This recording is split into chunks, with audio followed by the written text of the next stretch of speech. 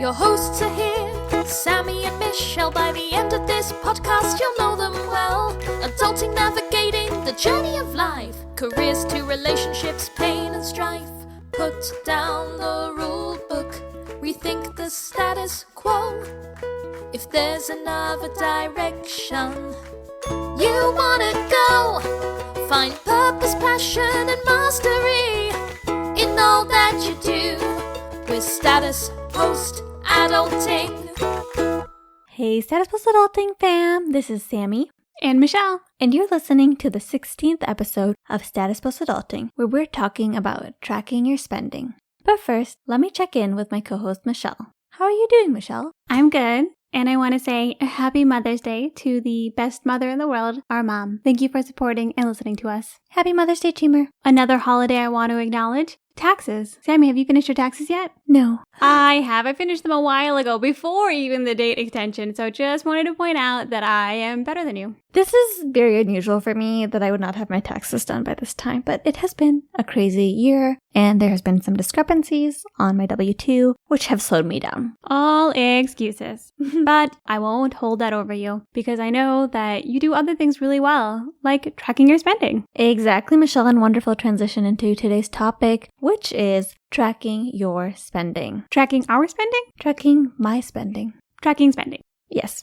Sammie and I wanted to double click on tracking your spending because it's something that we referenced in a couple episodes, but we did think it was good to not just express quickly our excitement or feelings about tracking your spending, but really explain why we think it's important and why it is the foundation to building wealth and having a really strong way to approach your personal finances. Yes, Michelle. Tracking your spending is the key to financial freedom and financial independence.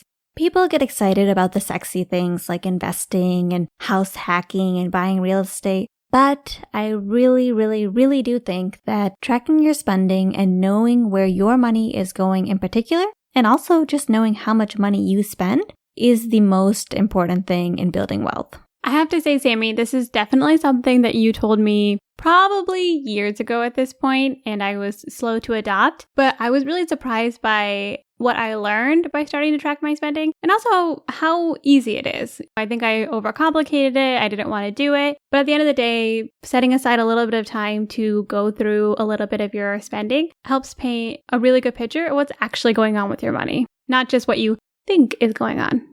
At a really basic level, when it comes to approaching tracking your spending, what you really need to know is where you're spending your money. So collecting your information from your credit card, your debit card, your receipts, writing down your unspecified cash transactions, I don't know, whatever it is, and having a vessel for it, a document, Google, Word doc, spreadsheet, or even writing it down. From there, you just write down literally every single expense and you start to categorize it.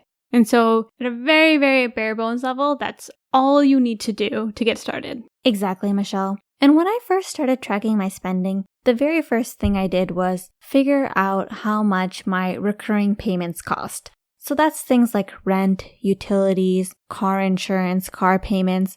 Calculate all of those so that you have an idea of what you will be spending at minimum every single month.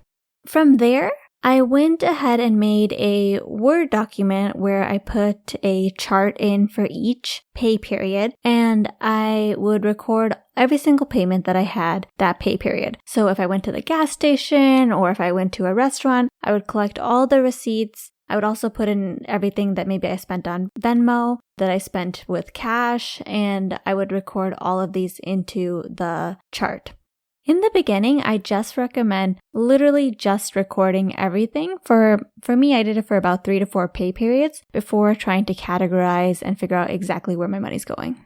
I agree with that, Sammie. The point of tracking your spending, especially when you start, is not necessarily to have judgment or an opinion. It's just about getting it all in one place so that you can start to collect that data. And that's when the fun really begins, Michelle. Once you've collected some data, you can really start to see patterns. It's super exciting. For me, I have this Word document called Money Musings, where I write down any type of money thoughts, patterns, ideas that are coming to my mind. It's probably one of my favorite money documents. Are there any that you'd like to share, Sammie? Of course, Michelle. So once I started recording my spending, at that time, as many people, the thing I spent most on was rent. So I made a list of these changes that I could make to bring down my regular spending. And one of the biggest things was move to a lower cost of living area. The second thing was eliminate student loan debt. And then the third thing was pay off my car. Something I really want to highlight there, Sammie, is something that Ramit Sethi talks about in his book, I Will Teach You to Be Rich, which is that we're often given these bite-sized advice, which is cut down on the lattes or avocado toast is preventing you from buying a house. And the reality is that the best place typically to save money are on your biggest expenses, which is typically for a lot of people, housing, car, maybe different utility bills, things like that. So true, Michelle. And I really wanted to write down every single thing that I could think that would bring down my expenses. So some other things were like making friends whose goals align with my own goals. Friends who would be down to do potlucks or picnics in the park instead of always going out to eat or always going out to the bars. And by the end of the list, things started to get pretty humorous. One of my second to last ones was don't date. And under this category, I had things that I would save on if I didn't date, which was waxes, random Ubers, and in San Francisco's, you feel me ladies, the dreaded split bill nightmare. And the very last one was get off the grid. And under this category, I wrote, what makes you regularly need fast internet? Your job? Your desire to always feel connected? Once you let go of these things and accept a jitterbug as an acceptable phone and only require the internet collection at the library, you will be the most free. And to clarify, you don't need to be like Sammie, where her end conclusion is to die alone in a bunker with her jitterbug phone. You can still have access to human connection and save money.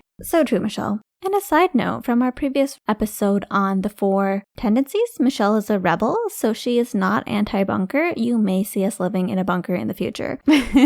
But we digress, Michelle. So once you start to get some data on where your money's going and you start to see what categories you often spend on, what I really enjoyed doing was figuring out how much money do I generally spend each month.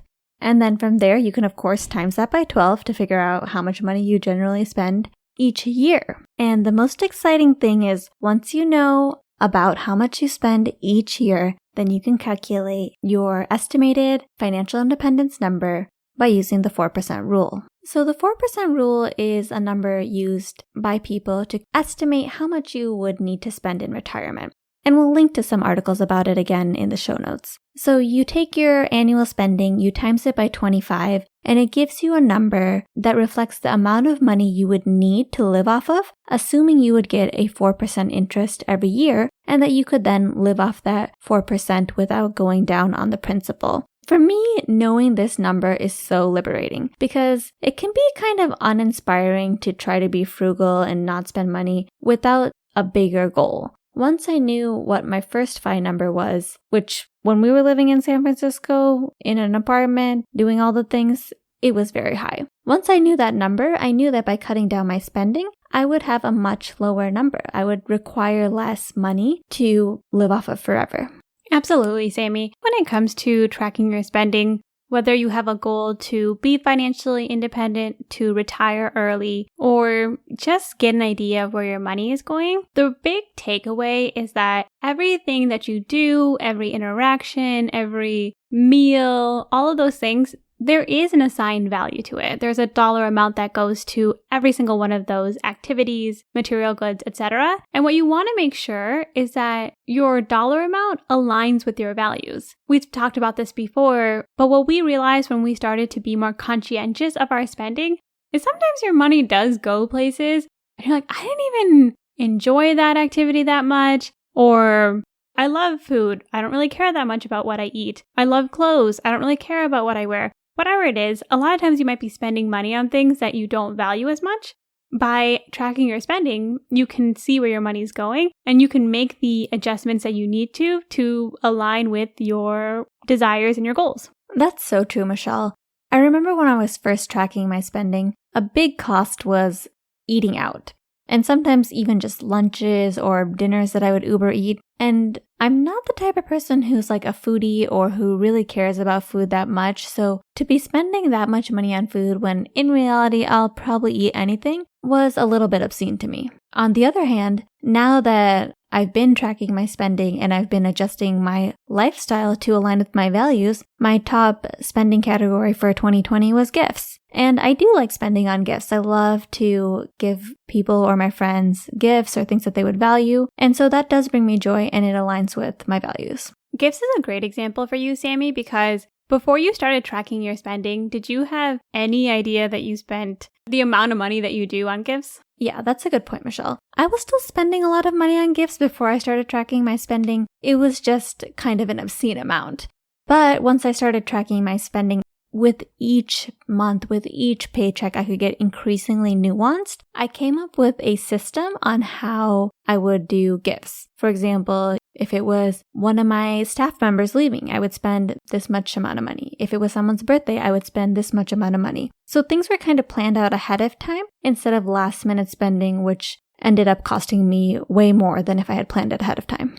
I do think if you track your spending, Sammie, you do see little surprises like that. Again, in this example, it's not something that you wanted to do differently. We even spoke about it and you were telling me that you do enjoy doing these things. So it wasn't like, oh, I have to eliminate giving gifts to people, but you're able to invest more or smarter in the things that you want to invest in, and you can cut out things that mean less to you. Sammie and I can't tell you what to value.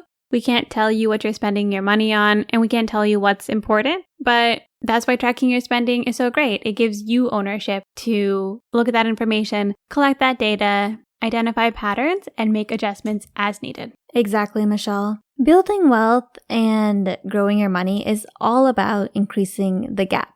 And the gap is the money between how much you make and how much you spend. One way to look at it is by calculating your savings rate.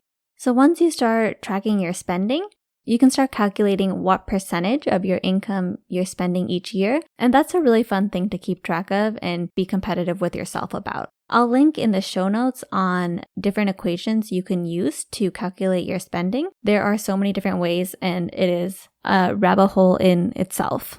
But Michelle, what I really think tracking your spending is about changing your relationship with money. I often hear people say things like, you shouldn't have scarcity mindset, you should have an abundance mindset, so, shouldn't hesitate to spend money. I think what it really is about knowing how to utilize the money that comes in. I really feel that when we start tracking our spending and optimizing on how we spend our money to align with our values, I honestly believe that more money starts coming in because money is an energy and it has this trust that you know how to spend it. I mean, I know it's ridiculous, but I remember, once I started tracking my spending and really started getting organized about my money, I remember there were a few paychecks where I just got thousands of extra dollars. And I was like, money, money, money, money. You have to go back to my workplace. You can't keep coming to me because you love me and you feel like you trust me. You got to go back to the place where you were found. The story we're not telling is about how Sammie found an accounting error with her work. We won't get into that. But honestly, I do think once you know where your money's going and you know how to utilize it, I really do think that the universe just brings you more because it has faith that you're going to do the best thing with that money. It's so true, Sammie. And the truth is that what happens instead a lot of times is that maybe you're spending, or whatever it is, you have an anxiety because you have no idea what's happening. I've been there where I just choose to ignore it and I think it doesn't matter. And then randomly I'll have moments where I'm like, am I spending too much on this? And then you just end up having this weird balance of kind of being a tightwad and then spending a lot of money and then having a really bad relationship with money. But when you actually know where your money is going, money is coming to you because it trusts you. And it knows that it's going to go to a good place because you're being intentional with every dollar that you spend. I love that, Michelle. For today's adulting versus status post-adulting segment of the podcast, do you have any examples? This isn't related to anything, but adulting, all your mugs having cracks in them. Status post-adulting, holding the handle of your mug while you wash it. This is a super personal problem, but when I was living with myself, I realized I was destroying all my mugs because I would hand wash some of them and then I would drop them all the time. The trick, guys, is you gotta hold the handle. You know, that is so true, Michelle. And on that note, if you're grabbing 2 mugs in one hand, you don't want them to bump into each other because that chipping still happens. Also, to our parents, this is not an admission that we're ruining all the mugs, okay? Because that has been thrown around a little bit around this house. And I just want to say that I do not take credit for all the chip mugs in this home. And maybe another status post adulting is not spending too much money on mugs because it's not going to end well. We do have quite a mug collection in our home. Thank you all for listening to another episode of Status Post Adulting. We are so grateful that you tune in to us every week or that you binge these episodes. We really appreciate it. Thank you so much for sharing it with your friends. We are seeing more and more people tune in across the world. No Antarctica yet, but we are very excited to see that. And welcome if you are a new listener to Status Post Adulting. If you have anything you want to say to us, you can email us at statuspostadulting@gmail.com or feel free to shoot us a message, a DM on our Instagram at statuspostadulting. Yes, thank you all, and be sure to join us next time as we put down the rulebook and rethink the status quo.